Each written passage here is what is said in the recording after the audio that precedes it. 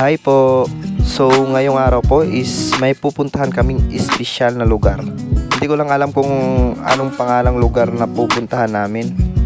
So sabi daw kasi nila is maganda daw doon. So tara na, samahan mo kami. So ngayon papaakit na po tayo sa taas. Sabi daw kasi maganda daw sa taas eh. Titignan nga natin doon kung anong view nandoon. O, kita mo? Ang ganda ng mga... Ang ganda talaga.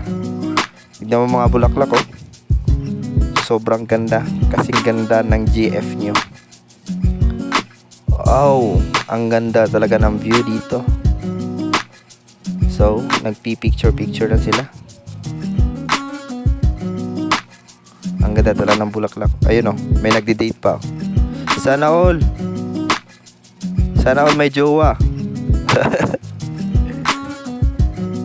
Siya nga pala, part pala ito ng Naval Leyte.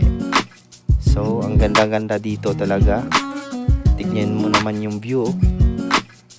Tsaka ito, tito ko to eh. Tignan mo. Hi po. So, dito tayo. Pupunta tayo dito. Ang ganda-ganda, oh. Tignan mo naman yung napaka-nice ng view. Tignan mo naman, oh.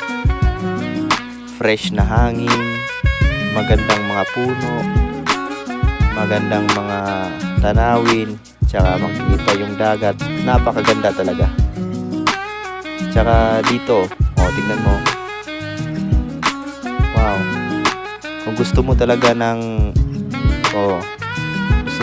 pogi, nandito lang ako. Tsaka guys, kung gusto nyo ng peaceful na lugar, pumunta na kayo dito. Napaka chill talaga dito. Tsaka maganda din yung dito, sunset. Nandito pa tayo sa hilltop view. Tingnan mo naman yung mga tanawin dito. Ang ganda talaga. Sakto lang pagpunta namin dito, 5 o'clock. Niantay lang namin yung sunset dito. Siya nga pala, nandito pala tayo sa sa Mondelos Nature Park sa Naval, Biliran, Leyte. Ang ganda-ganda dito. Sarap balik-balikan. Yun lang po. Maraming salamat po sa panonood. Thank you po.